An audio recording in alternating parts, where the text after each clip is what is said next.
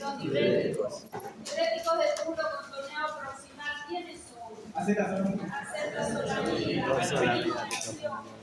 inhibe hidrasa carbónica. ¿Como diurético está óptimo? No. ¿Para qué sirve? Para hipertensión metabólica, hipertensión intracraneana, para el glaucoma.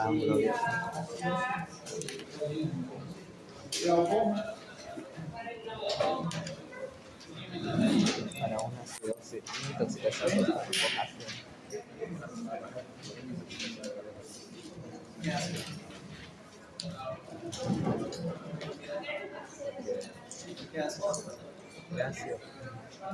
Era ácido.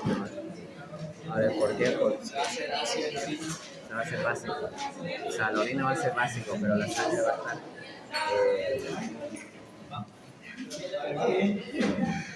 El estado físico, voy a hacer un test de estado físico de mis alumnos.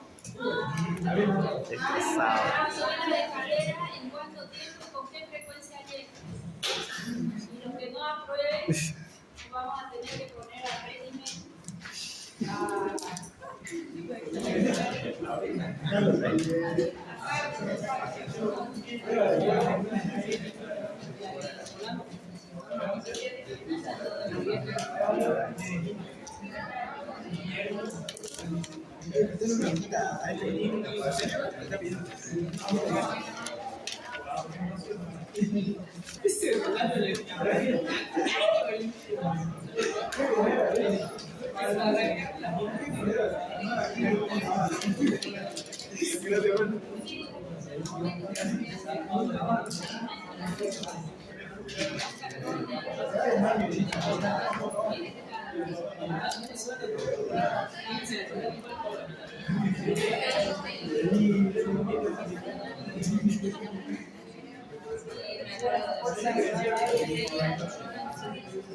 Dice que va a ser 30 grados hoy, decían un surazo terrorista. Desde aquí a la casa.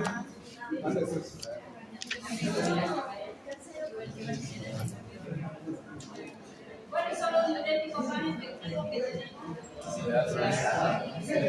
Diurético de ¿para qué usarían?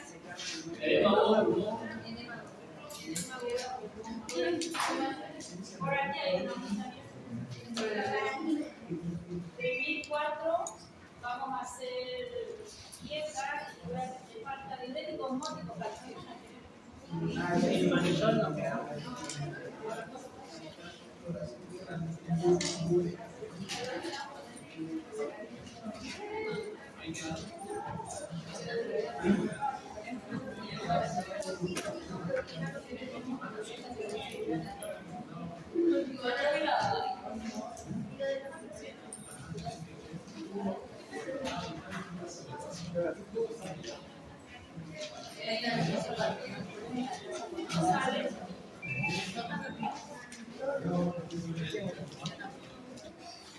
Ya como Natalia dormida.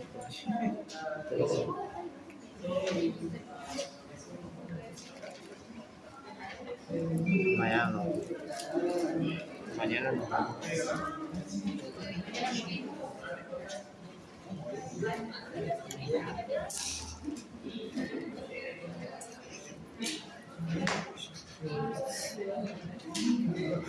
Bien. Dentro de los diuréticos habíamos visto puro contorneado proximal, los poderosísimos de Asa de Henle. ¿Cuáles son los que usamos en hipertensión y por qué? Usualmente. Los de ASA no, los de ASA vas a usar cuando hay un toque renal que tienes que forzar diuresis, que tu paciente tiene insuficiencia cardíaca y va a entrar en ICC.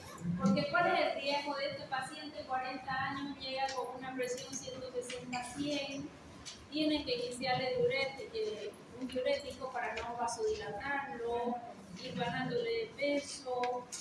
Y si es muy efectivo en él una furosemida, ¿qué va a pasar? Deshidratación sucede.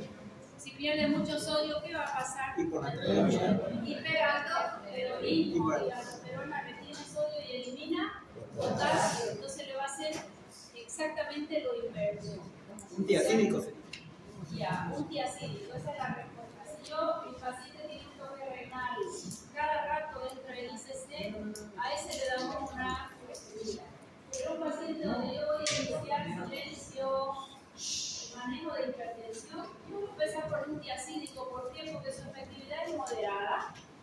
al ser moderada, no voy a tener el efecto rebote y me va a servir de largo plazo. Este paciente que les dije tiene sobrepeso, síndrome metabólico y está hipertenso por eso. ¿Qué riesgo tengo de usar una hidroclorotiazida? En efecto adverso, cirrosis. A ver, piensen con la cabecilla. Ginecomastia. Ginecomastia. No, se olvidaron los efectos adversos. Profesora, hiperglicemia, dislipidemia, y él tiene, si tiene síndrome metabólico, tiene dislipidemia, tiene la glucosa alta probablemente. Hiperuricemia, ya, diconatremia, esperemos que la dosis esté bien y no la produzca para no hacer el efecto antagónico. Pero ese es un riesgo en el largo plazo.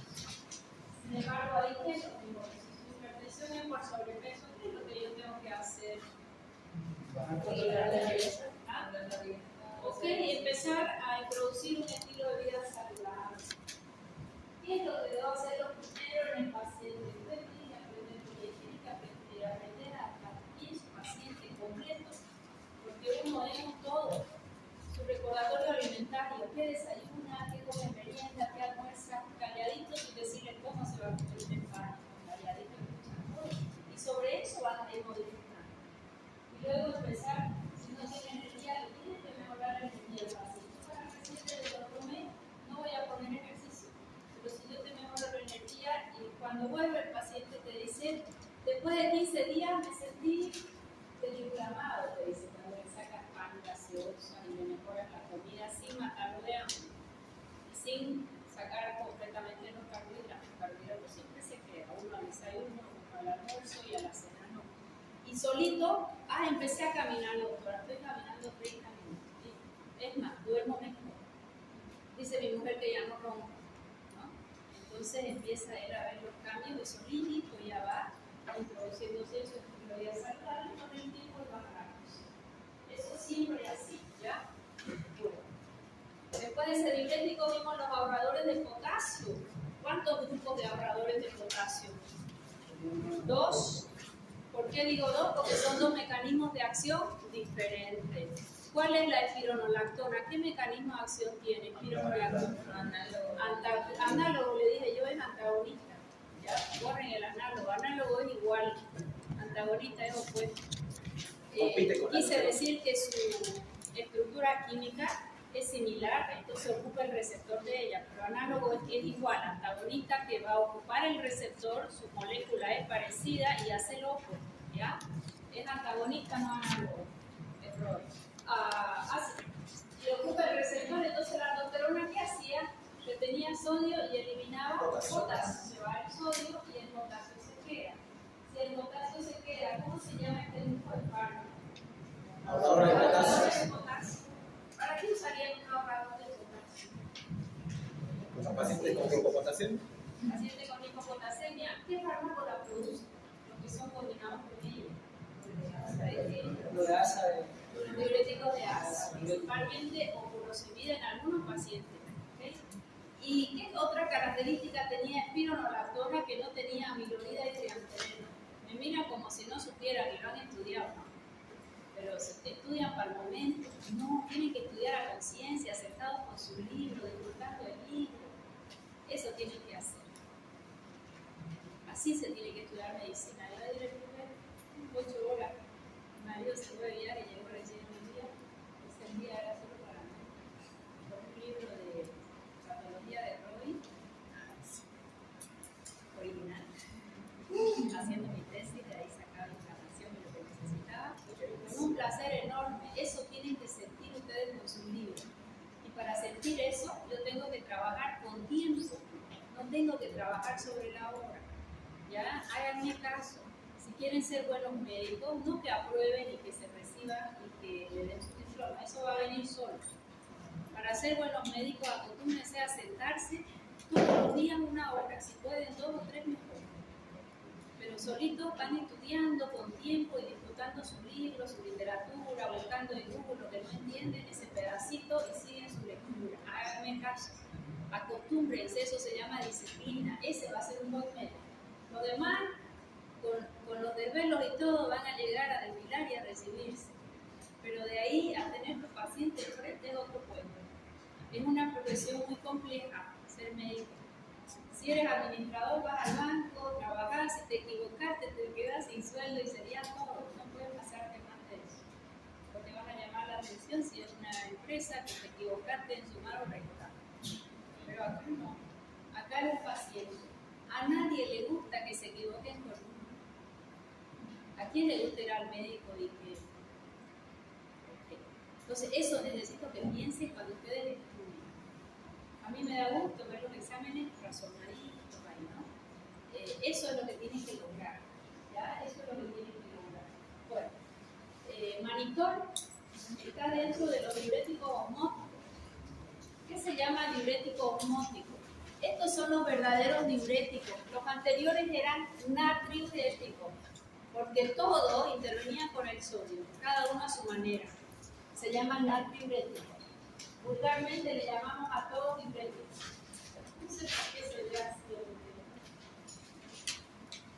Ahora ya no se ve nada. Ahora sí.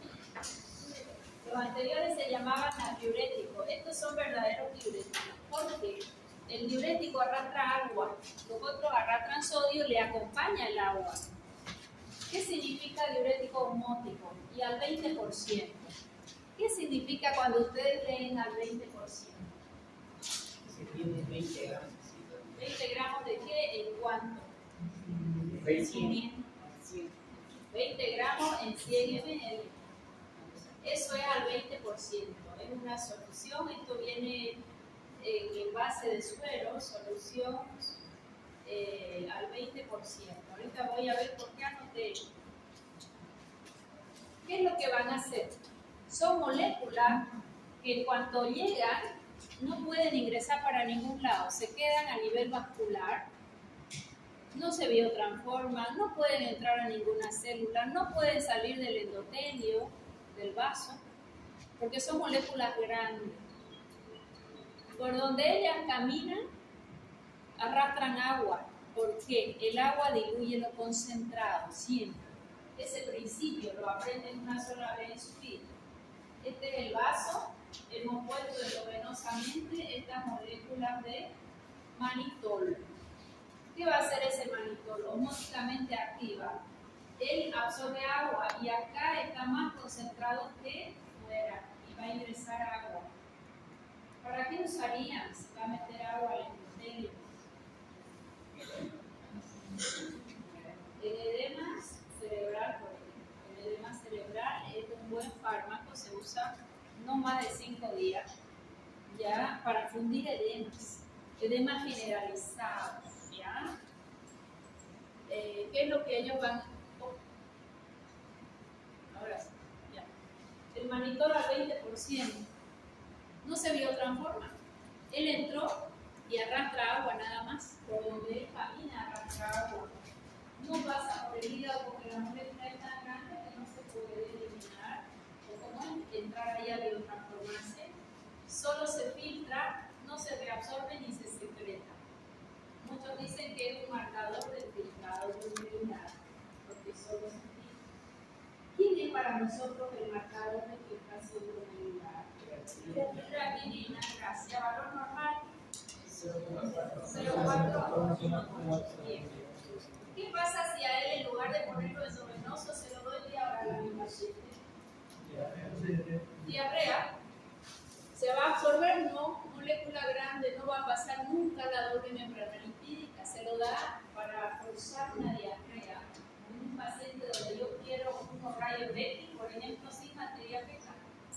Es un paciente que queremos que entre a quirófano a su cirugía de colon.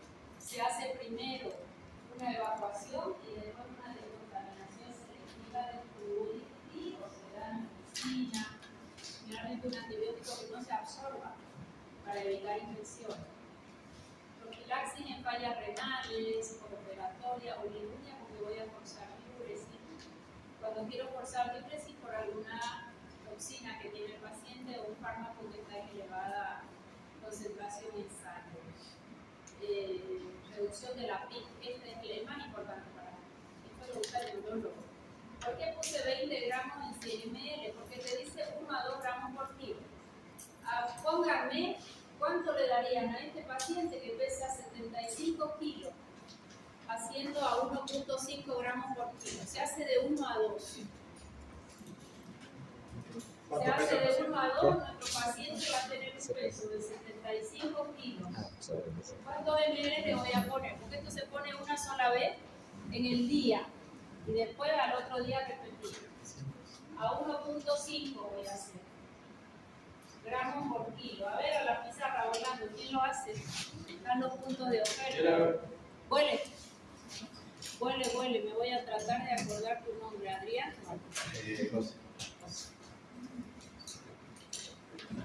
1.5 y 75. Hacémelo con reglita de 3 para que todos entiendan. Les encargo los cálculos. Los médicos se olvidan de los cálculos y es importante. Más que todo cuando vamos a tratar niños. Ahí todo es kilopeso. ¿Ya? Los fármacos, las vasoactivas y demás.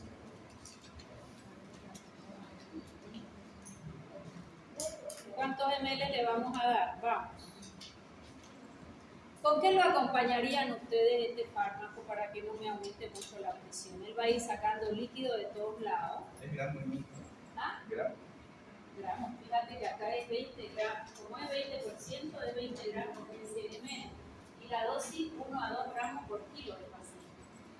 A ver, 1.5 a 75, 112 gramos. ¿Y cuántos ml tienen ml? Esa era la pregunta. ¿Cuántos ml le damos? Que viene en frascos de 500 y frascos de 1000.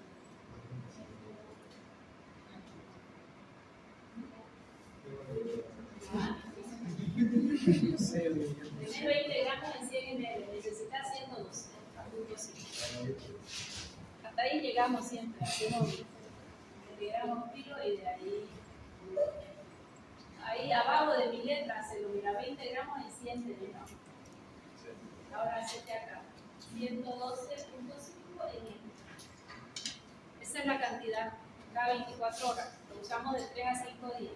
¿Con qué lo voy a acompañar si él va a traer tanto líquido al vaso? A nivel vascular, la circulación sistémica me va a traer todo el líquido que pille mal parqueado. Porque el agua diluye lo concentrado y él está muy concentrado en el intravascular y trae el agua de todos lados. Un paciente hiperhidratado, ¿vieron ese paciente que le hicieron edema agudo de pulmón? Porque lo hiperhidratan, no le calculan cuánto líquido le van a poner en su suelo y lo van a sobrehidratar. ¿Cuánto? 562. Los envases vienen de 500 y de 1000. Le ponemos un envase de 500 suficiente. ¿Por qué? Porque hemos hecho a 1.5 y la dosis es de 1 a 2. ¿Se entendió? Sí. ¿Todos? 21. Entonces, vamos de vuelta. Si acá dice 20%, son 20 gramos en 100 ml. Podríamos hacerle de 1 a 2 gramos, 1,1, 1,2, yo le di 1,5. 1.5, 1 kilo le damos 1.5 gramos. 75 kilos le damos 112 gramos. 20 gramos en 100 ml, en 112.5 gramos que necesito, ¿cuánto de ml? 562. Los envases vienen de 500 y de 1000, ponemos un envase de 500, directo. Coloco ese manitol en sangre y aumento mi volemia, pero voy a sacar todo del extracelular, el líquido. ¿Qué puedo hacer para no elevar presión arterial a ese paciente? Un vasodilatador, pero el tema acá es volumen. Hipertensivo. ¿Qué? Un diurético. Very good. Le vamos a hacer con furosemida. Vamos a hacerlo con furosemida, porque vos vas a sacar todo el líquido del extracelular hacia el vaso y vas a aumentar tu circulación sistémica, tu volemia. Necesitas una sola ampolla de furosemida. Se hace el manitol, seguidamente a la 1 o 2 horas siguientes una ampollita de furosemida o media. Vemos más o menos según el valor de presión del paciente. En edema cerebral funciona muy bien. ¿Qué paciente hace edema cerebral? Principalmente cuando había un golpe, ¿no? Iba en moto, un golpe. A veces hacen una craneostomía descompresiva. El paciente está en terapia, no lo operan, no lo tocan y por ahí sale el cerebro hacia afuera. Cuando hacen la craneostomía, es solo sacar el huesito, se lo colocan debajo de la piel en abdomen generalmente para después volver a colocar y el cerebro hinchado, te dicen así, con esos términos, sale por ahí porque está aumentado de volumen por la hinchazón, por el edema. Y solito él va bajando, uno lo va viendo cada día en la terapia. Y cuando ya vuelve a su tamaño normal, se hace la craneostomía. Durante ese periodo, ¿cómo le bajamos su presión intracraneana, su pico? O manitol, o ¿cuál es el otro diurético? Acetazolamida. Podemos usarlo. Esto se usa de 1 a 5 días, porque si no lo puedes deshidratar al paciente. ¿Ya? Intoxicación medicamentosa, preparación quirúrgica, pero eso es en vía oral. ¿Qué ventaja tiene este fármaco de usarlo para barrer toda la materia fecal del intestino? Para vaciamiento. ¿Ah? Para vaciamiento. ¿Qué ventaja tiene? No da dolor cólico. Si ustedes se toman un laxante tipo bisacodil o dulcolax, genera dolor cólico. Esto no. Solo apuro para ir al baño y sin dolor. ¿Qué desventaja tiene? El manitol, cuando usan el bisturí eléctrico, es explosivo, ¿no? Entonces eso hay que tener en cuenta. Si van a usar un bisturí eléctrico, es explosivo y han habido varios accidentes. ¿Vieron lo que pasó en maternidad? Sí. ¿Vieron que? Sí, en la cesárea lo cortaron al bebé y le pegaron con botina. Sí. Para que la mamá no se dé cuenta, le pegaron con botina. Sí. O sea, no lo atendieron como debía ser y encima hicieron semejante barbaridad para que no se dé cuenta. O sea, para que la mamá no se dé cuenta y le digan a decir otra cosa y así. Que murió por parto. Eso me asusta el doble, porque si yo cometí una iatrogenia que está dentro de lo posible, muy duro lo que pasó, porque eso no debiera pasar. No es lo mismo que una cirugía cardíaca, que el corazón estaba en la última. ¿Me entiendes? O sea, estás haciendo un corte, el que va a hacer cirugía y el que realmente lo va a hacer tiene que ser extremadamente minucioso. En la profundidad del corte, o sea, estamos hablando, me han matado, no sabía eso. Yo estaba en el gimnasio y mira, entonces no lo escuché la noticia, eso fue lo que vi. Y algo leía ahí en las redes, pero no el detalle. Eso no se puede hacer. Aprendan algo.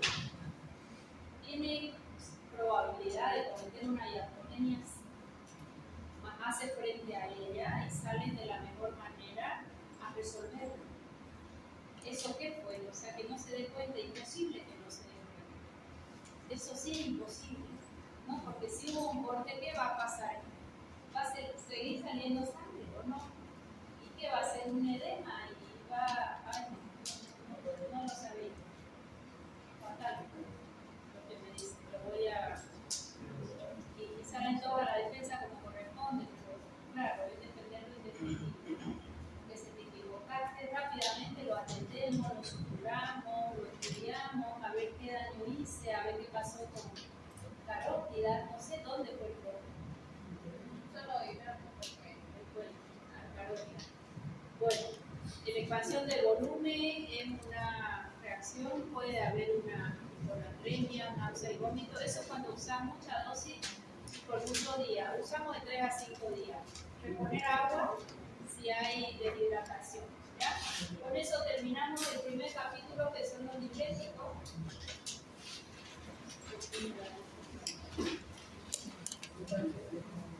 El primer capítulo, que son los diuréticos, y ahora vamos a entrar a un capítulo extremadamente importante porque probablemente es uno de los fármacos más usados. ¿Será cierto lo de la gotita o lo dijo la familia? Yo no creo que alguna médica haga eso. Salió en las noticias y salió los videos de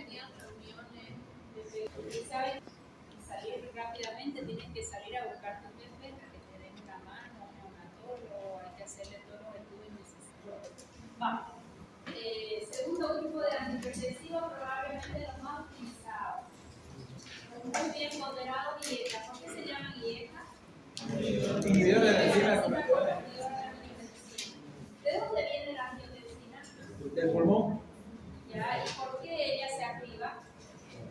Porque entra en contacto con el Baja bulimia. Cuando baja Angiotensina. bulimia. Se activa la renina, luego ¿Ya? ¿Por qué se activa renina? Porque hay baja presión. Porque hay baja perfusión renal. El riñón pega un grito cuando a él le falta filtración. Baja perfusión renal, él pega un grito. ¿Cuál es su forma de gritar del riñón? Liberar renina. Silencio. Libera renina. Si libera renina, ¿qué hace la renina? es una enzima que va a activar al. Es una enzima la renina. Activa la angiotensina. Convierte la angiotensina La en máquina. A ver, vamos por partes. Yo en sangre tengo mucho angiotensino. ¿Quién produce el angiotensino? el hígado. El hígado, y es una proteína, básicamente, Sí. él la produce. ¿Es activa o inactiva? Inactiva. Es activa. ¿Quién la va a activar? La renina. La renina. ¿Y dónde la va a activar? En el plasma. En el plasma. Y eso permite que el angiotensinón la pase a Pulmón. angiotensina 1 en plasma. Angiotensina 1. ¿Y esa angiotensina 1 a qué va a pasar? Angiotensina 2. Angiotensina 2, ¿gracias a quién? La A la ECA, que eso sí produce en pulmón. Y va a producir angiotensina 2. Levante la mano, ¿quién sabe las funciones fisiológicas de angiotensina 2? Arriba la mano, todo lo que se. Sin hablar, ¿quién más sabe qué hace angiotensina 2? ¿Quién más? ¿Nicolás? Ajá. ¿Quién más? ¿No saben qué hace angiotensina 2? Diego, ¿qué hace angiotensina 2? ¿Qué hace angiotensina 2?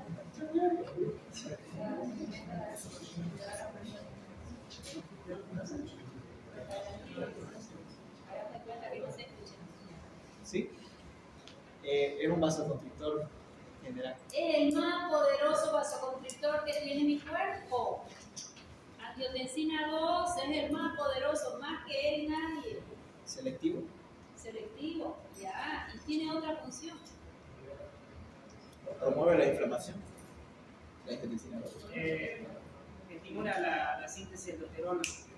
Estimula la síntesis de aldosterona, que la aldosterona se produce ¿dónde? En la corteza de la glándula suprarrenal. En la glándula suprarrenal. ¿Y actúa a qué nivel? Es una túbulo. Túbulo, lo hemos estudiado conmigo. Túbulo Colector. ¿Y qué hace en el túbulo colector? absorbe sodio. Tiene sodio y elimina potasio. Una cosa de Loco. A ver, vamos por partes.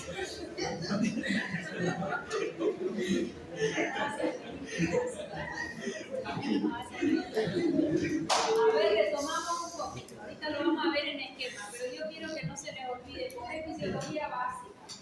El riñón le está faltando líquido. Hay hipovolemia, puede estar en un estado de shock. Libera renina. Y esa renina hace toda su cascada hasta terminar en angiotensina 2, que es un poderoso vasoconstrictor. Si es vasoconstrictor, ¿qué pasa con la presión arterial? En medio de la necesidad. O sea que el riñón está pidiendo a gritos que aumente la presión para que él le llegue más líquido y él siga filtrando y no entre en insuficiencia renal. Es un rescate relativamente rápido. Y le dice a la aldosterona, hacer lo tuyo y retenerme sodio y que este no orine, para que haya mayor volemia y él asegurarse que su nefrona tenga que filtrar. O sea que es un mecanismo de defensa, la renina, para rescatar líquido y que él siga filtrando. En definitiva es eso. ¿Será que todos los pacientes hipertensos, esa es la causa de su hipertensión? Depende. No. Hay pacientes que usan estos fármacos que son de oro y no baja la presión, y no baja la presión, y no baja la presión. A ellos les vamos a llamar que es una hipertensión no renina dependiente. ¿Ya? O sea que no todos los pacientes van a responder a todos los fármacos. Al que sí o sí responden todo es la prazosin. ¿Qué mecanismo de acción tiene prazosin? Arroyo sobre la beta bloqueante alfa. bloquea los alfa y eso baja la presión. Los bietas. Voy a dicho en pocas palabras. Este riñón pega un grito porque está filtrando poco, renina. El hígado ya hizo el angiotensinógeno. Si ya hizo el angiotensinógeno, tiene la renina y recién va a permitir que el angiotensinógeno pase a angiotensina 1. La enzima convertidora a nivel pulmonar hace que haya angiotensina 2. Poderoso vasoconstrictor, muy poderoso. Él ya per se sube. Hay una estimulación del centro de la sed y liberación de aldosterona en corteza suprarrenal. Y la aldosterona, en la última porción de la nefrona, reabsorbe sodio y elimina potasio. Esa es la cascabel. Bien, ¿qué es lo que van a hacer estos fármacos? Estos fármacos lo que van a hacer es bloquear acá. ¿Qué hace? Enzima convertidora de angiotensina. ¿Qué hace? Enzima convertidora de angiotensina. Enzima convertidora de angiotensina. ¿Qué es lo que vamos a hacer? Vamos a bloquear aquí. Si yo bloqueo aquí, ¿hay angiotensina 2? No. Entonces, ¿es un vasodilatador o no? Sí. ¿Y qué otro mecanismo tiene? Disminuye la aldosterona. Doble mecanismo. Por un lado es vasodilatador porque aquí no va a haber y no va a haber aldosterona. Entonces no se retiene sodio, se va a perder sodio. ¿Qué ocurrió en esta cascada? Resulta que esta enzima convertidora de angiotensina también cataliza. ¿Qué es cataliza? Aumentar velocidad de reacción.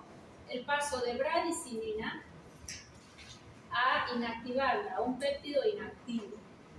Bradicinina es un vasodilatador, ¿ya? Está a nivel pulmonar. A ver, vamos a pensar. Si nosotros bloqueamos acetilcolinesterasa con este grupo de fármacos, se llama IECA. Inhiben a la enzima convertidora de angiotensina. Esto es del inglés que lo han pasado, por eso está al revés. Yo voy a usar mi IECA, que es el enalapril, captopril, lisinopril, rinipril. Uso el IECA y bloqueo acetilcolinesterasa. Angiotensina 2 no va a haber, entonces voy a tener vasodilatación. Aldosterona no se va a poder liberar y aumenta la eliminación del sodio y retiene potasio. ¿Qué efecto adverso va a tener estos fármacos? Hiperpotasemia, ojo, porque muchas veces se combina un antihipertensivo con diurético y hay que ver porque este ya hace hiperpotasemia. Un ahorrador de potasio no le pueden poner alcohol. Si yo bloqueo acá, esta bradicinina no va a poder biotransformarse y va a quedar en elevada concentración. Ella probablemente es una buena vasodilatadora en vasos que bañan el pulmón. Esa es la hipótesis que hay. En vasos que bañan el pulmón. No es broncodilatadora, no actúa en bronquio. El bronquio tiene vasos que lo van a pegar, ¿verdad? A darle su inervación, quiero decir, su irrigación. Gracias. Su irrigación. Resulta que esta bradicinina a esos vasos los dilata. A los vasos que irrigan pulmón. No estoy diciendo que es broncodilatadora, son los vasos que irrigan el pulmón. Si yo no tengo a esta enzima, la bradicinina va a estar alta y probablemente dice te hace un efecto vasodilatador como una regurgitación pulmonar. Y se cree que ella es la causa de que en un 10 a un 20% de pacientes estos fármacos nos hagan tos. Una tos irritativa que da en cualquier momento del día y que ningún antitusivo la controla. Y le vamos a llamar tos por IECA. Voy a aprovechar esta lámina para hablar de este efecto adverso. Repito. Así como hemos inhibido a la enzima convertidora de angiotensina, no hay angiotensina 2, no hay aldosterona, pero tampoco hay quien biotransforme a quién, a bradicinina, y ella va a quedar en alta concentración. ¿Qué efecto produce? No en todos los pacientes, los dos por IECA. Probablemente te dice la hipótesis que es por una regurgitación pulmonar. Paciente que le da tos por IECA, ¿es por mecanismo de acción o por cantidad de dosis? Mecanismo de acción. Le va a dar con 1 miligramo, con 5, con 10, con 20 o con 40. Paciente que da tos por IECA, cambio fármaco. No tiene forma de... Yo alguna vez le conté, yo a uno de mis primeros pacientes de farmacéutica, cuando hacía seguimiento a los fármacos del paciente, este hombre era árbitro, corría atrás, cumpleaños de Messi antes de ayer, ¿no vieron? Me dice mi hijo, cumpleaños de Messi, ¿no te invitó? Le dije, ya vi, sí. Entonces, este hombre era árbitro, bien retaconcito y de buen estado físico, pero le diagnosticaron hipertensión y bueno, ya era medicado, pero ya él sentía mucha tos y ya no podía trabajar bien, ¿no? O sea, era un problema en su vida. A la noche dormía y tos, lo levantaba la tos. Jugaba tras de los jugadores, trabajaba y tos. Y había ido a su médico, entonces le derivaron al alergólogo, el alergólogo le derivó al neumólogo, hicieron TB, hicieron de todo, porque era una tos que ya llevaba 4 meses, ¿no? Y finalmente había visto 5 especialistas y ya vuelve a su médico familiar, era en la IRALA, en Caja Nacional, y este médico ya le deriva al psiquiatra. Ya nadie lo quería al paciente, ¿no? Porque frustrante es ser médico y no resolver, ¿no? Entonces, bueno, mire, yo no resolví, yo sé hasta acá, se lo mando al neumólogo. El neumólogo le dice, ya le hice todo, no tiene TB, no tiene nada, que da todo, hemos hecho tomografía, ecografía, se había hecho todo en ese paciente. No había una masa ocupacional, no fumaba, saludable el hombre, lo manda al alergólogo, le hicieron todos los tests. Por último ya medicación psiquiátrica. Y yo le atendí su receta y era un dextrometorfano, es un antitusivo derivado de morfina. Y se lo entrego, le digo, esto va a tomar cada 8 horas, y ahí decía eso. Y me hace así, lo agarra el frasco y lo hace así. Se lo regalo, me dice. Ay, le digo, gracias, le digo, pero ¿por qué me lo regala? Porque ya he tomado más de una docena de ellos y la tos sigue, doctor. Entonces no me sirve lo que me está dando y se lo regalo porque ya no lo voy a tomar. O sea, he tomado muchísimo y me da estreñimiento además y un poco de sueño. Y yo necesitaba un paciente, o estaba haciendo una maestría, era muy jovencita, estaba recién titulada. Y le digo, si usted me espera a las 4 de la tarde, yo salgo y le puedo mirar un poco a ver en qué podrá ayudarle. El hombre me esperó. Entonces le hice todo el levantamiento del fármaco y era un enalapril. Yo me di cuenta ahí nomás, ya yo daba clases, ¿no? Uno se olvida, de médico se olvida, no es tan fácil acordarse todo. Yo doy clase 25 años y no me acuerdo de todo lo que quisiera. Entonces, cuando tienes un paciente, busca, levanta todo su fármaco, anótenlo y se toman el tiempo de buscar. Muchas veces el problema de salud está dentro de los fármacos que toman, por un efecto adverso. Y como me di cuenta muy rápido, y él estaba tan disgustado, espéreme, le digo, y me subí a hablar con su doctora, era una mujer, y claro, éramos compañeros de trabajo, pero siempre el médico, eso no está bien, todos somos iguales en la Viña del Señor. Yo estuve en el Hospital 12 de Octubre en España, 1200 camas en el hospital con una hermosa beca. Y el director del hospital, él me dio la beca, ¿no? Entrábamos, el primer día yo entré con él porque él me estaba haciendo conocer el hospital. Y la señora que limpia, hola Alberto. Yo me quedé así, ¿no? Acá de doctor y tenés más o menos que hacerle la venia. Todo es de tú a tú. Y la vida es esa. Desde el que limpia hasta el jefe del hospital, o no. Todos somos iguales. Pero bueno, doctora, le digo, mire, yo no sabía cómo encarar, ¿no? Estoy haciendo una maestría y necesitaba un paciente y me parece que aquí hay un problema de fármaco y le llevé sin literatura porque una cosa es hablar y otra cosa es leerlo. Y yo creo que la tos de este señor es por el IECA, por el enalapril. Claro, en esa época no había los sartán es su alternativa. Y me mira, claro, todo el mundo se lo quería sacar de encima al paciente porque le jodía mucho, porque era su trabajo, él no podía trabajar porque tosía, ¿no? A ver, su historia clínica me dice, ¿no? Y no me olvido nunca, pero después nos reíamos con ella, bajo la responsabilidad de la doctora farmacéutica, subrayado 2 líneas, vamos a cambiar la medicación. y le dio al final una alfa-metildopa. No era el ideal para mí, pero bueno, ella lo puso. Y ya lo llamamos al paciente y le cambió la medicación, ¿no? A los 10 días vino el paciente con una bolsa así de naranja. Y claro, nuestra ventanita era así, parecía en una cárcel de farmacéutico de cada nacional, ¿no? Doctora, de allá a grito, porque la cola era larga y él venía solo a dejar las naranjas. ¿Me puede abrir la puerta? No, abrimos la puerta para todas, dice, no le dejo. Se acabó la tos, doctora, o sea, mi vida cambió. ¿Cuál es el mensaje de fondo? Se lo cuento esto para que no se olviden nunca.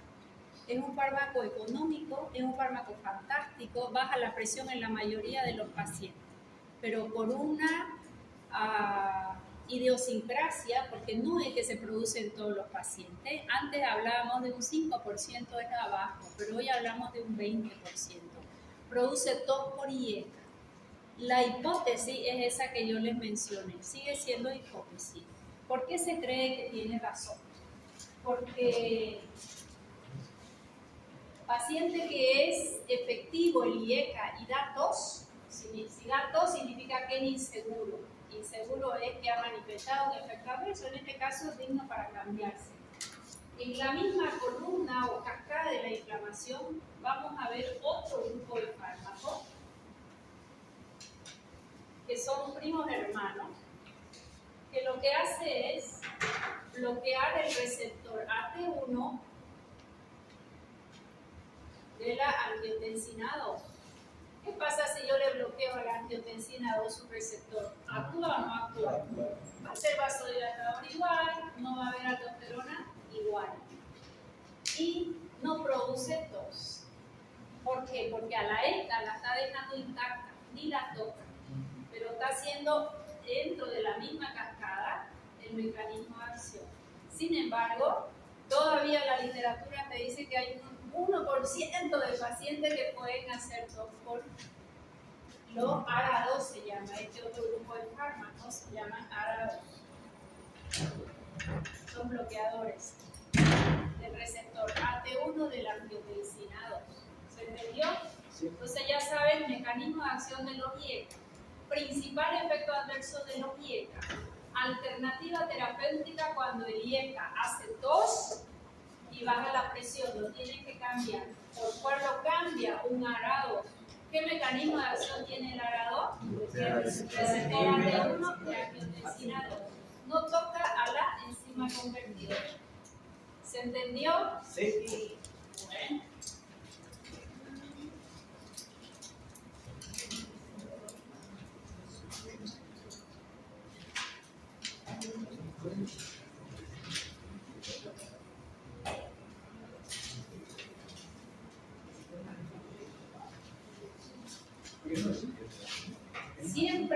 Siempre se van a acordar de mí cuando atienden a algún paciente.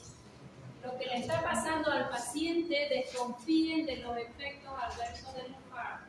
Si tu paciente toma 3 o 4 fármacos, lo anotas. Cuando se va tu paciente y tienes el tiempo ideal, lo empiezas a buscar. ¿De dónde van a buscar los efectos adversos?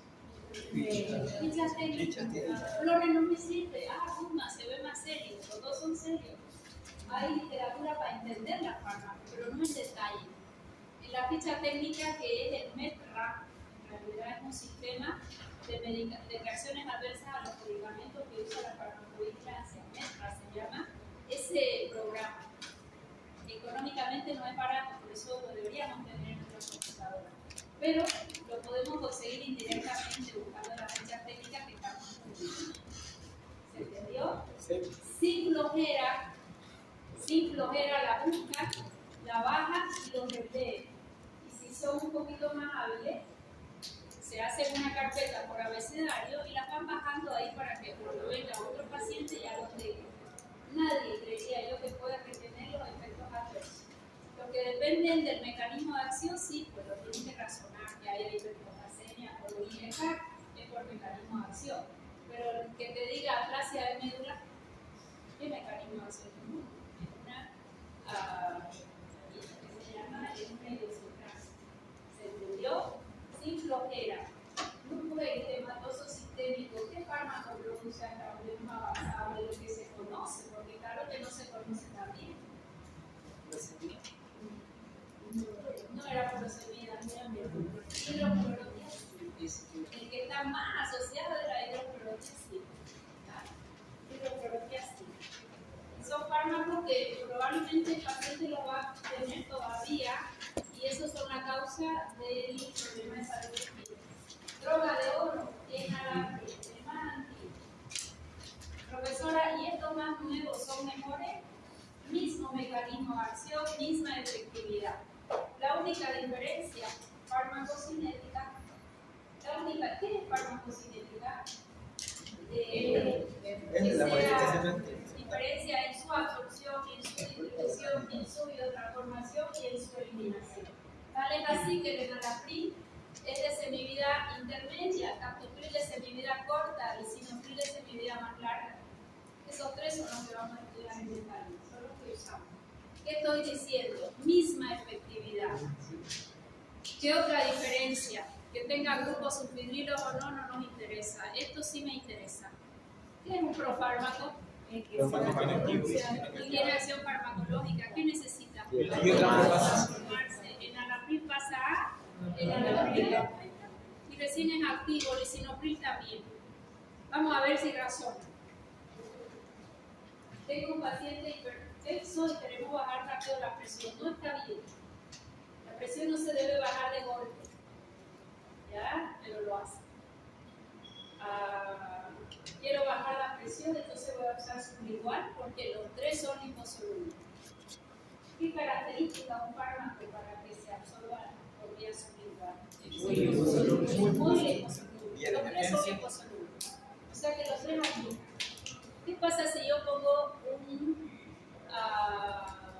enalapril debajo de la lengua? ¿Se absorbe o no? Es liposoluble. ¿Actúa o no? No actúa todavía. En el momento que pase por el hígado recién va a activarse para inhibir a la ECA. En cambio, captopril o lisinopril, ¿puedo administrar? Sí, porque ya ellos son activos. Repito, no es una buena técnica bajar rápidamente la presión. El mismo captopril de vía oral va a demorar 10 a 15 minutos, nada más. Porque si se va abruptamente la presión, ¿qué va a pasar? Se va a poder activar el simpático. Si se activa el simpático, va a haber taquicardia cardíaca. Si el paciente tiene un problema cardíaco, puede desencadenar una angina o un infarto. ¿Está bien? Entonces, fíjense que hay una diferencia farmacocinética. Este es inactivo, estos dos son activos. Este es semivida intermedia, captopril, llega rápido, actúa rápido y se va rápido, semivida corta. Y el lisinopril es un poquito más nuevo. La visitadora te dice menos probabilidad de tos el día. Es más nueva su molécula. No hay cambio en el efecto terapéutico. La efectividad es la misma. Enalapril lo damos, se puede dar cada 8 horas si es necesario. Lisinopril cada 12. Captopril hasta cada 6. Esas son sus diferencias. Son netamente farmacocinéticas. Esto me lo voy a aprender bien, pregunta de vida, no de examen. Profesora, ¿con cuánto empiezo a tener actividad coroníaca? En enalapril hay libros que te dicen 5 y otros que te dicen 2.5. ¿De cuánto viene? 5 miligramos, es la más chiquita. Toda vez que van a usar un enalapril, a veces el paciente es muy sensible a ese fármaco. Usen 2.5. ¿Cuándo tengo el efecto máximo? Después de 3 semanas de uso. Claro, si la presión está en 180 no lo va a dejar 3 semanas, ¿no? Si es que bajó apenas a 150. Probablemente tengas que aumentar dosis. ¿Cuál es el otro error que se comete? Ya van a ver, el paciente tiene enalapril a la mañana, 10 o 20 miligramos, y se lo ponen una vez al día. Y su semivida es larga como para 1-4-day. Viene al médico siempre 10 de la mañana, toma a las 7 de la mañana, le mide la presión y le dice: don Pedro, fantástico. Su presión, manténgame la dosis. ¿A qué hora él debía tomarle la presión? Antes de volver a tomar. A las 12 horas me gustaría. Y hacer una curva. Incluso le puede pedir al paciente, le va sacando fotitos y me lo anota y me lo trae, porque yo no voy a ir a traer al paciente ni le voy a medir 24 horas su presión. Siempre es bueno, para que el paciente se sienta cuidado y vos te sientas tranquilo, que él traiga su tensiómetro al consultorio. Le mides con el tuyo y le mides con el de él para saber margen de error. Lo mismo si tiene su glucómetro. Le mide en el consultorio y le mide con el de él para saber margen de error. Cuando el paciente va a hacerse una glucosa en ayuna, que lleve su glucómetro, que le midan en el laboratorio y le midan con su glucómetro. Y así va a saber que está 10 arriba, 10 abajo, lo que fuera. Y te hace una curva. ¿Qué es lo ideal con ese paciente? Que él le tome la presión a las 8 horas, a las 12 y a las 24 horas. Si toma a las 7, antes de tomarlo, ahí tomamos la presión. ¿Qué te va a dar ese resultado? Vamos a saber si el fármaco sí está actuando. Si cubre 24 horas, gracias. ¿Me sirve tenerlo 12 horas con la presión hermosa y las otras 12 horas no? No sé, dice, ¿por qué amaneció el abuelo con embolia? Dice, si toma su medicamento. Porque le duró 12 horas y cuando estaba dormido ya se levantó sin hablar, ya fue el problema. Y él toma su medicamento. ¿Te sirve o no te sirve? En todo caso, ¿qué te sirve hacer? 10 y 10 si toma una de 20. Eso se llama cronofarmacología, respetar la semivida de los fármacos. No te sirve controlar 12 horas y las otras 12 horas no, porque ahí es donde tenemos bien. La franja terapéutica, ¿qué es franja terapéutica? La distancia distancia entre entre las las dosis. Entre la dosis mínima y la dosis máxima. 2.5, hay libros que te dan 5, hasta 40. Comprimidos vienen de 5, de 10 y de 20. ¿Qué es 40? 20 cada 12 horas. No, logro bajar la presión, pero no es lo suficiente. Le doy más de 40. No vas a lograr más efecto terapéutico. Lo dejas el fármaco y lo mantienes. Y ahí lo deben combinar con otro mecanismo de acción diferente. ¿Qué mecanismo de acción conocen las pastillas de fármaco? Agonitas alfa-2, bloqueantes alfa, diuréticos. Tienen un arsenal. Hoy los consensos de farmacología cardiovascular te dicen lo dejas al fármaco y sumas otro mecanismo de acción. Y sumas otro y sumas otro. Es más, hoy en día vienen con forma farmacéutica con 3 antihipertensivos juntos y no a dosis máxima. Viene normalmente un beta bloqueador, tiene un diurético más un ahorrador de potasio, o una antagonista de calcio con un diurético, con un ahorrador o con un beta bloqueador. Esas son las nuevas corrientes. Si buscan consensos más anteriores, te decía, use uno, elija el que usted quiera, que vea que es mejor para su paciente. Usa ese fármaco hasta dosis máxima. Si no controló la presión con dosis máxima, lo quita y empieza a usar otro. Hoy en día no, dejan ese y aumentan y aumentan y aumentan. Captopril, el que tenemos en Santa Cruz o en Bolivia, no es sublingual, pero lo usan sublingual. Vas a la farmacia, te con la presión alta y ahí nomás te lo mandan debajo de la lengua sin pedirte permiso. Fatal. ¿Ya? ¿Por qué se puede usar sublingual? Porque es muy liposoluble, pero si ustedes ven su literatura, te dice vía oral. De 25 hasta 50 miligramos. Le puedes dar 50 cada 8, no adelanta, no vas a bajar más la presión arterial. El lisinopril son lo menos, pero es semivida más larga, sí se puede dar cada 12 horas, de 10 hasta 40, su franja terapéutica. Estos otros no tuvieron gran realce, ni los tenemos ni los usamos. Me van a estudiar bien estos 3, los 6 los van a conocer, hay muchos más. Imipril, ramipril, cada vez hay más pril. No ofrecen ventajas terapéuticas, solo cambios farmacocinéticos, que se biotransforme más, menos, que se vaya por filtración, por secreción, no más que eso. ¿Ya? Pero estos 3 bien estudiados, que es lo que usamos. ¿Qué mecanismo tiene? Ya lo saben de memoria. Inhibidores de la enzima convertidora de angiotensina.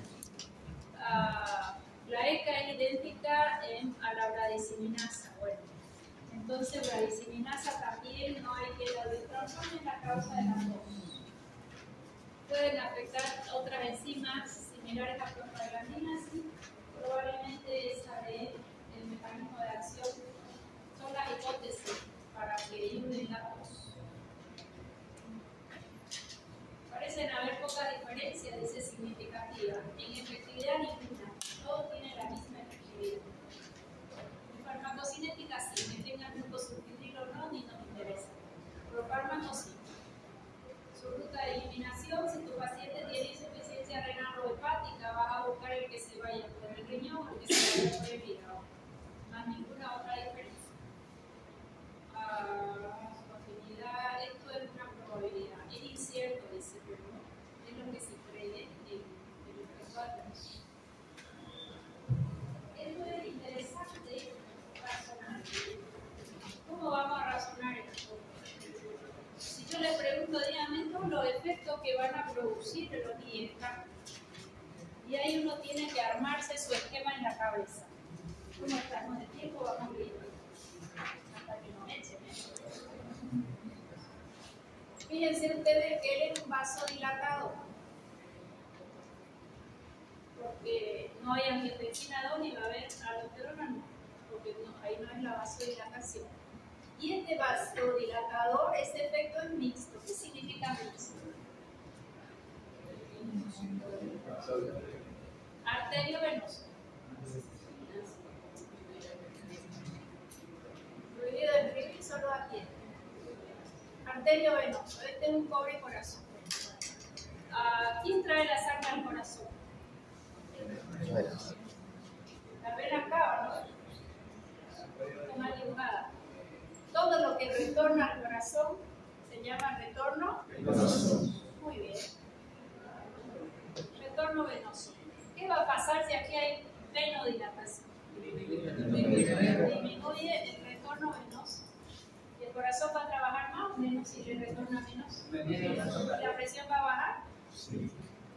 Pero resulta que de aquí sale la aorta, ¿verdad? Arteria. Y también va a haber una vasodilatación. El diámetro va a ser más grande. Vasodilatación arterial. ¿Qué se llama la fuerza que tiene que ejercer la aorta? El corazón, el corazón para abrir la válvula de aorta. Poscarga. Y si esta aorta, en lugar de ser pequeña, está más dilatada, este ventrículo hace más fuerza o menos fuerza. Entonces disminuye la poscarga. Entonces, término muy médico. ¿Qué dijeran ustedes en efecto farmacológico? El IECA, al inhibir la enzima convertida a angiotensina, ya es un vasodilatador porque la angiotensina 2 no va a trabajar. Y como es de territorio mixto, disminuye precarga, disminuye trabajo cardíaco y disminuye la postcarga. ¿Se entendió? Acá eso quiso decir, me parece. Venosa y este es el efecto de aldosterona. Bien. Por eso no me gustan las láminas, me tengo que mirar a ver qué quería decir. Es mejor la pizarra y el pienso, ¿no? Las láminas avanzan más rápido. Así que no las tenemos que avanzar.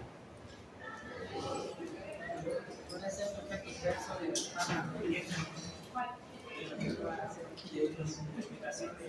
¿Recarga con carga? No, es el efecto efecto adverso serían las dos por 10 para la hiperpotación. Vos quieres bajar precarga para que retorne menos y trabaje menos, y quieres bajar con carga para que el ciclo trabaje menos. Insuficiencia cardíaca. En una insuficiencia cardíaca, ¿cuál es el primer mecanismo de compensación? Primero el simpático y hay taquicardia, y luego renina, angiotensina, aldosterona. ¿Será bueno un IECA para ese paciente? Si lo que tiene activado el sistema renina, angiotensina, aldosterona.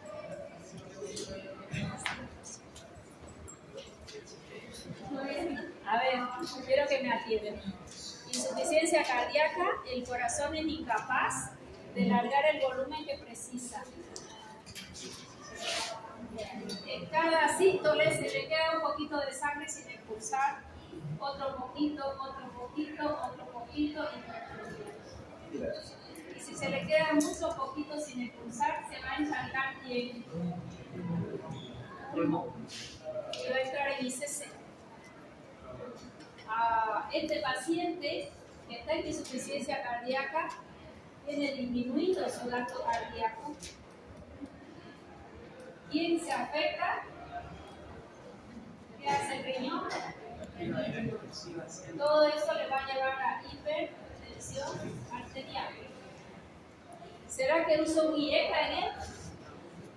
Sí, claro, porque se activó el eje de la renina. Si yo acá lo bloqueo, el mecanismo compensatorio que le está haciendo la hipertensión lo voy a controlar. Le va a disminuir la precarga y le va a disminuir la postcarga y no va a entrar en ICC. ¿Se entendió? Sí, indicado ahí, ICC.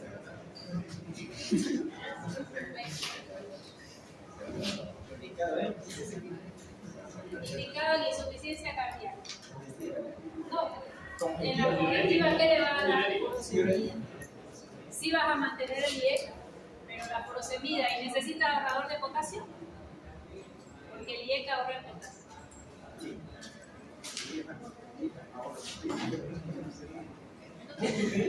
Indicación. Indicación de lo IECA e hipertensión. Hipertensión por insuficiencia cardíaca. ¿Todos los pacientes responden a lo IECA? La mayoría sí, pero si no responden y sigan hasta la franja terapéutica aumentando. Esto era nada.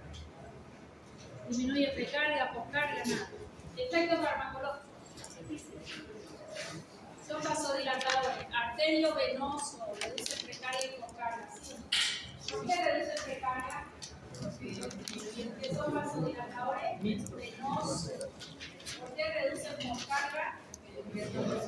Vasodilatadores arteriales. Reduce el remodelado ventricular por infarto. ¿Qué es el remodelado ventricular?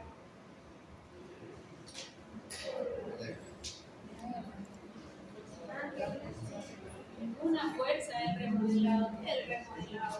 Reduce la recognición de la riqueza, o sea, disminuye que el ventrículo se hipertrofia. En caso que a ver si venció. Justo venía esta arteria coronariana y se obstruyó y nos hizo infarto en esta zona. Un pequeño infartito. Infarto, necrosis, muerte. ¿Ok? Esto bioquímicamente tiene su proceso y esta parte queda como un corcho y pierde elasticidad. Entonces todo se contrae menos esa parte y si se contrae menos va a expulsar menos y va a bajar el BMC. Esto al remodelarse queda como encorchado y sin elasticidad. Paciente que se infartó, ya van a ver ustedes en las unidades coronarias o en emergencia o en terapia, ahí nomás le ponen un IECA de vía oral aunque sea por sonda. ¿Por qué? Porque le disminuye el remodelado para que esta área de penumbra que se está infartando, porque eso recién en 48 horas se determina el área de infarto total. ¿No? Dice, todavía no terminó de infartarse, van a escuchar. Porque son áreas de penumbra que no sabemos hasta dónde llegó la falta de oxígeno. Después sí lo vamos a ver bien en un electro, pero en 48 horas ya está eso completado el infarto. ¿Ya? Evita el remodelado para que acá no se pierda tanto la elasticidad entre sus fibras. Eso es remodelado también. Si yo mejoro el remodelado, algo se va a contraer cuando lo demás, por vecindad, se contrae. ¿Ya? Eso es remodelado. Post-IAM. Post-IAM. ¿Qué IAM?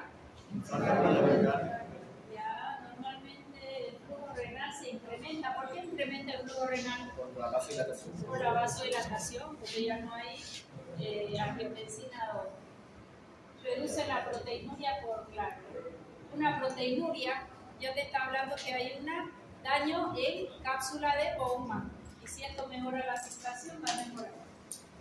Bueno, ¿Para qué usarían? Díganmelo ustedes sí. Díganme para esto y por qué. Hipertensión, ¿por qué? Por insuficiencia cardíaca. Veneno dependiente. Hipertensión normal, cualquier causa primero. ¿Por qué? Porque es un vasodilatador arteriovenoso. Ya. En hipertensión pulmonar, ¿va a ser útil? ¿Sí? Porque Sí, produce profesora, vasodilatación. porque es arteriovenoso, pero no es característico ni exclusivo a nivel pulmonar o de arteria. ¿Qué vasodilatador conocemos para la hipertensión pulmonar? Ese paciente que vive en La Paz, que hace hipertensión pulmonar y le dicen váyase a vivir a Santa Cruz, o la hipertensión, porque hay menor presión. O como es, sí, menor altura, mayor presión de oxígeno. ¿Por qué? ¿Qué le damos? Sildenafil. Sildenafil es un vasodilatador de territorio arterial fantástico.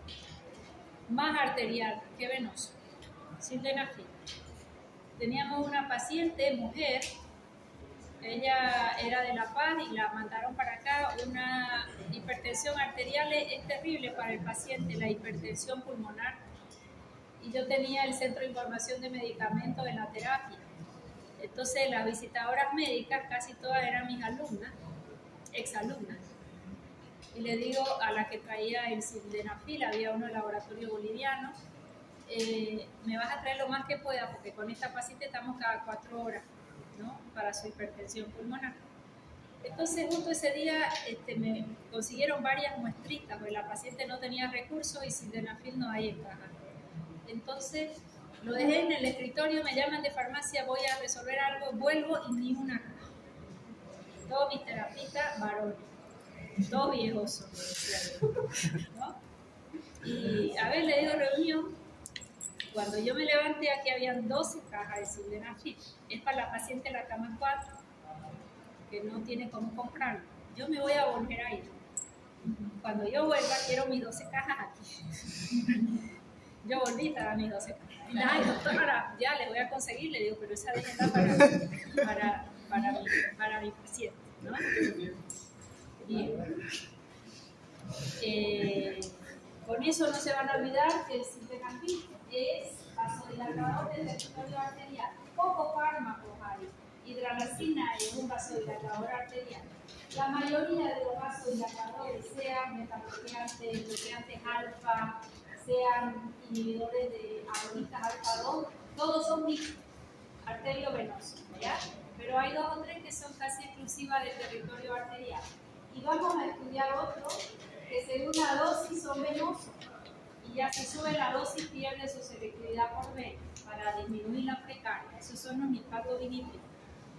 ¿Por qué voy a usar en hipertensión? Porque es un vasodilatador arteriovenoso. ¿Por qué voy a usar en IAM? No va a prevenir un IAM. Lo que va a hacer es disminuir el remodelado ociano. En insuficiencia cardíaca, ¿por qué? Disminuye precarga, disminuye poscarga, le bloquea el mecanismo compensatorio y evita que entre en ICC. ¿Estás apurado? Entonces, ahí está hablando de la prevención. ¿Ah? Prevención no es prevención, es tratamiento post-IAM. En prevención sería porque si la presión no está alta, capaz no se va a infartar y es un vasodilatador. Pero hay vasodilatadores de coronaria. ¿Cuál es el mejor vasodilatador coronariano? Nitroglicerina. ¿Ah? Nitroglicerina. Nitrato de Doctora, pero al disminuir la precarga y la poscarga no estaríamos disminuyendo igual el trabajo cardíaco. Sí, eso queremos. Y podría servir como prevención para Sí. Más que todo, porque el IAM que no es paro cardíaco, el IAM es la coronaria se obstruyó o hizo vasoespasmo y él es vasodilatador en coronaria. ¿Sí? Son cosas diferentes. Una es una parada cardíaca y el otro es un infarto. El infarto es a nivel coronariano. O hay un vasoespasmo sostenido sin causa aparente, es el de la gente joven no obesa, sin placa de colesterol y triglicéridos, hasta por estrés. Y está el que tiene las placas y se obstruye. Entonces el tratamiento es diferente. ¿Quieres sacar el trombo o quieres dilatar solamente?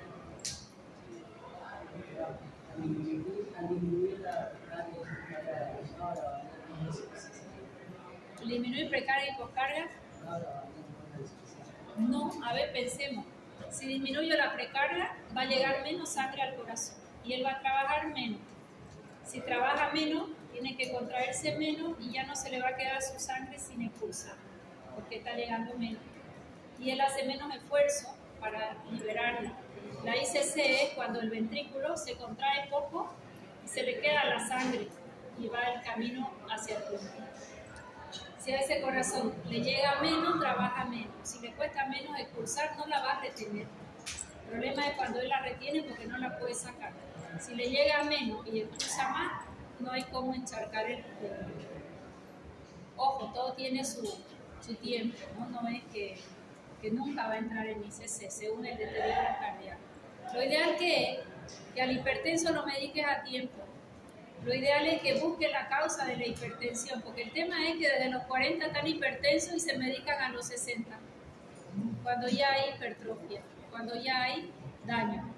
¿Se entendió? Bueno, criatura, ya. Falta un poquito y falta los ahora 2, los hacemos el día jueves. Traigo su práctica y nada. ¿Cuándo acaban los exámenes? Yo que tomamos ahí Esta semana. No, falta semi.